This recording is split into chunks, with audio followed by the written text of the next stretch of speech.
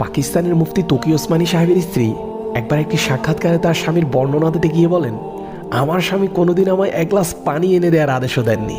এ ব্যাপারে যখন তকি সাহেবকে জিজ্ঞাসা করা হয় তখন তিনি উত্তরে বলেন, যখন না চাইতে পানি হাজির হয়ে যায় তখন পানি আনার আদেশ দেওয়ার কি প্রয়োজন পড়ে। নিঃসন্দেহে তারা দুজনই এখানে একটি আদর্শ কাপল হওয়ার পরিচয় দিয়েছেন।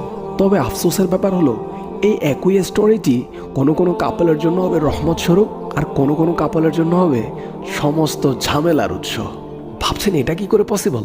চলুন এক্সপ্লেন করে দিই। এই স্টোরিটি শুনে এক শ্রেণীর মহিলারা তার স্বামীকে বলবে, দেখেছ তকি সাহেব কত ভালো, তিনি তার স্ত্রীকে এক গ্লাস পানি এনে দেওয়ার আদেশ দেন না, আর তুমি সারাদিন শুধু একটার পর একটা আদেশ হুকুম দিতেই থাকো, কিছু শিখো তার কাছ থেকে। আবার এসব মহিলাদের স্বামীরাও কোনো অংশে কম যান না, তারাও ফের যুক্তি দাঁড় করান।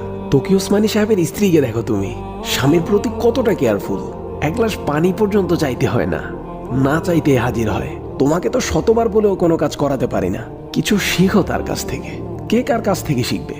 তাদের কথা শুনলে মনে হয় তকি ওসমানী সাহেব কিংবা তার স্ত্রীর কাছ থেকে নয়, তাদের কাছ থেকে শেখা উচিত। তবে মাশাআল্লাহ কিছু কাপল এমনও আছে যারা এই স্টোরিটি শুনে কাদা ছুড়াছুড়ি করবে না, বরঞ্চ নিজে শিক্ষা নিবে। কারণ আল্লাহ সুবহানাহু ওয়া তাআলা কোরআনে বলেছেন, আউযু বিল্লাহি মিনাশ শাইতানির রাজীম ওয়া মা ইয়াযাক্কারু ইল্লা উলুল আলবাব, যার অর্থ হলো জ্ঞানীরা ব্যতীত অন্য কেউই উপদেশ গ্রহণ করতে পারবে না। আশা রাখছি আপনি জ্ঞানী ব্যক্তির পরিচয় দিবেন এবং এই স্টোরি থেকে নিজের জন্য কিছু শিক্ষা নেবেন। পার্টনারকে সম্মান করতে শিখুন, তার সমস্যাগুলোকে নিজের সমস্যা করে নিতে শিখুন।